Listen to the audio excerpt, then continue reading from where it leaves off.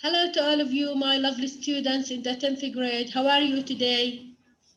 Welcome back to my English lessons. It's me, your English teacher, Iman Al-Jafari at Al Farouk Academy. In our lesson today, we are going to start with some activities that you have in your student book, page 22. In these activities, you are going to know the uses of commas in English. You are going also to do some activities in your student book, page 22. The first step in our lesson today, I am going to remind you what is a comma.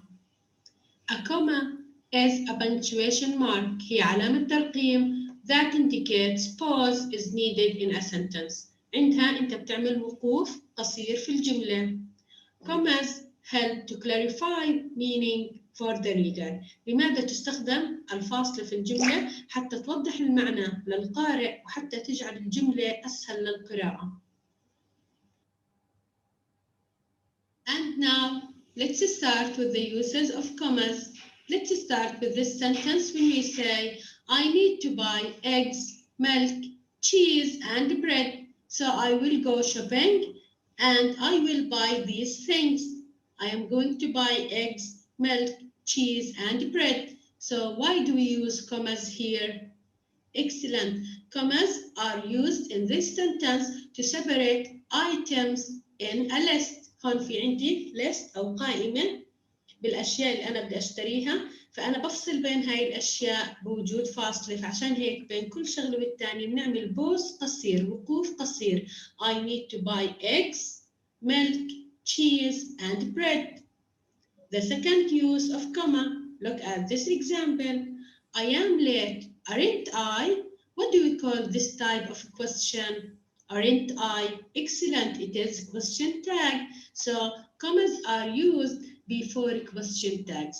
إذا الفاصلة تستخدم قبل السؤال الذيلي.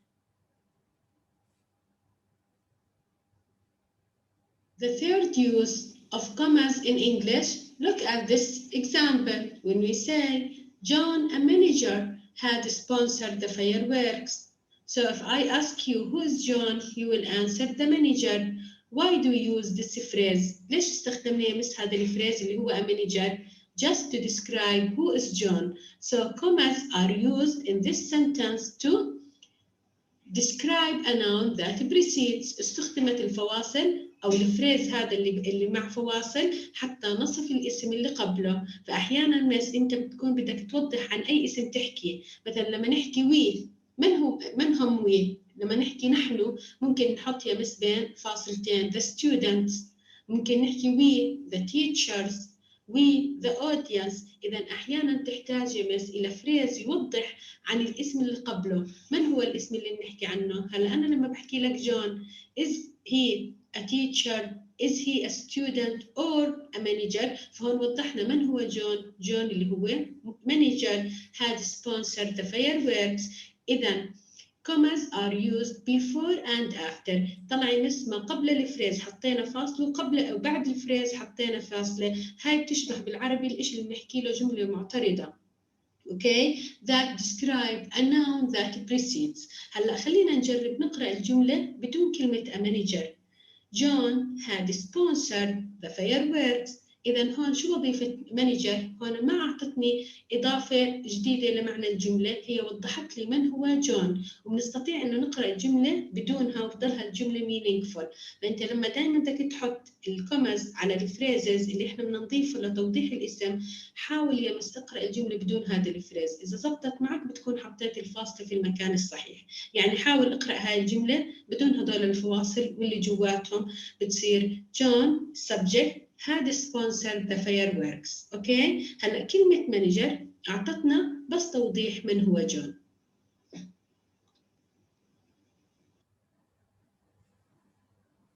The fourth use of commas, let's start with this example when we say, if you study well, you will succeed.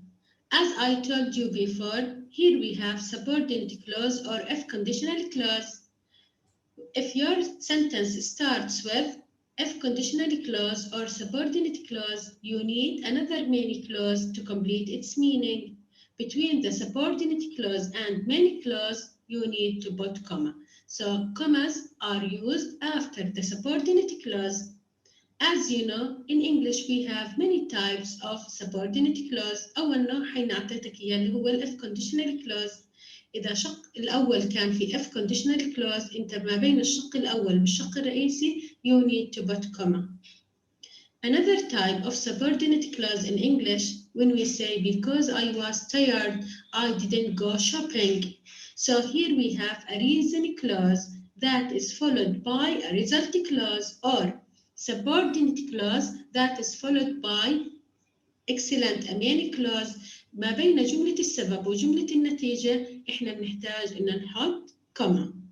لكن إذا جملتك بلشت بالresult clause I didn't go shopping because I was tired you don't need to put commas. إذا بلشت بالmain clause ما في داعي تحط comma. لكن إذا جملتك بلشت بالsubordinate clause you need to put comma. إذا النوع الأول من subordinate clause اللي هو if conditional clause. النوع الثاني result clause.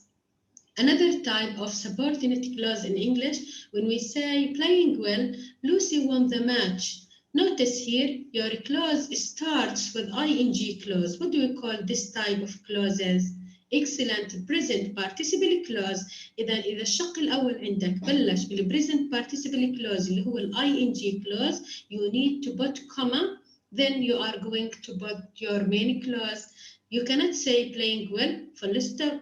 I need another main clause. هلا أنت ما بتقدر تحكي playing well مع نقطة. عشان هيك أنت بدك main clause جملة أو شق رئيسي حتى يكمل المعنى. هذا الشق الرئيسي بتحط ما بينه وبين subordinate clause full stop. Another example, when we say damaged by the storm, the boat sank.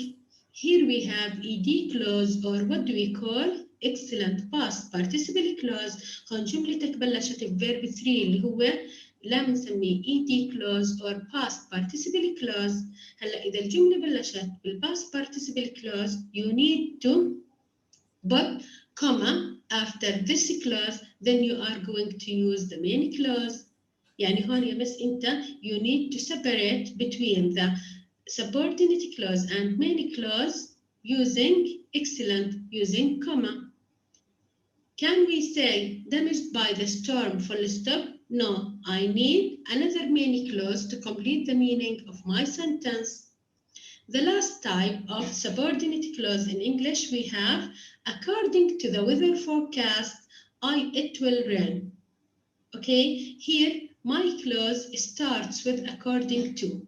If the clause starts with according to, because of, in addition to, regarding to, هلا هاي الكلمات في اللغة الإنجليزية تسمى prepositional clause or prepositional phrase. اوكي، ما معنى prepositional phrase؟ يعني هون يا مس هاي مجموعة كلمات بتيجي مع حرف جر وبتبعها إما اسم أو جرند اللي هو ing. ما راح أتوسع في شرح هذا الإشي لأنه في الوحدة الجاية إن شاء الله راح تكون قاعدتنا عن prepositional clause. لكن هلا بكفيني إنك تعرف دائما بعد هذا الكلوز you are going to put comma, then you are going to put the main clause. Can we say according to the weather forecast full stop? No, what do we need? We need another main clause to complete the meaning of my sentence. So who can remind us the 5 types of subordinate clause? Excellent. We have if conditional clause, we have time clause اللي هي لما الشق الأول بيبدأ when, while. We have reason clause لما بيبدأ because. We have ing clause اللي هو له اسم تاني present participle clause. We have ed clause, what do we call past participle clause. And we have a prepositional clause. هاي مس الفروع أو أي جملة بتبدأ بهذا الشق دائما تتبعها قبل المين clause الشق الثاني الرئيسي لازم تحط comma. Okay? And now let's start with the first and the second activities that you have in your student book, page 22.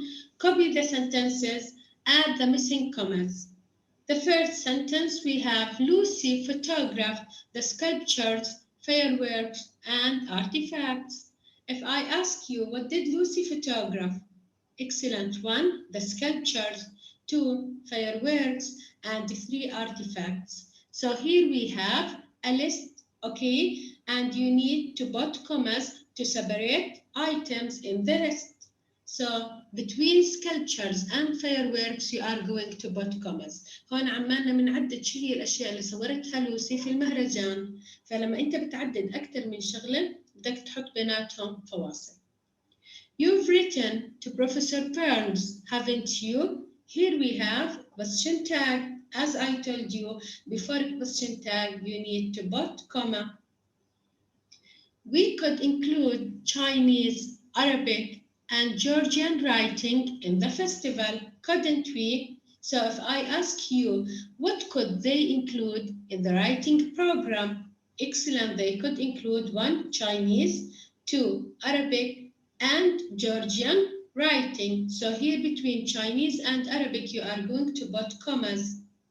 Couldn't we? It is a question tag, so you are going to put comma before couldn't we. Exercise 2, copy the sentences, add the missing commas where necessary. يعني هون يا مس انت بدك تشوف وين نحط الفواصل في الجملة. Lee's uncle, a calligrapher, has been invited to the festival. If I ask you, who is Lee's uncle? Excellent, he is a calligrapher. So why do we use the phrase a calligrapher in this sentence? We use calligrapher, excellent, to describe the noun Lee's uncle. إذا زي ما حكيت لك من قبل تستخدم الفاصلة إذا كان في عندك phrase يوضح معنى الذي قبله. هلا حتى نوضح مين هو Lee's uncle فحطينا a calligrapher. So before and after this phrase you are going to put commas. هلا اقرأ لي الجملة بدون يمس كلمة a calligrapher. بهتصير Lee's uncle has been invited to the festival. إذا الجملة معناها مكتملة. بدام الجملة مكتملة ليش إحنا أضفنا لفريز a calligrapher حتى يوضح الاسم الذي قبله وفقط. Professor Burns, the archaeologist, spoke at the festival. Who is Professor Burns? Excellent, he is the archaeologist. So here we are going to put commas between and after the phrase. The archaeologist is a phrase that describes the word or the noun that precedes, which is Professor Burns. Lee, now in China, is working with Panda. Lee is working with Panda. Who is Lee? Who is now in China? So you are going to put commas before and after the phrase now in China. الجملة الأصلية كانت Lee is working with pandas. حتى أوضح مين لي اللي أنا بحكي عنه فحطينا now in China. Okay? Okay, my lovely students, I will stop here today. Please do the third and the fourth activity in your student book page 22. Thank you very much.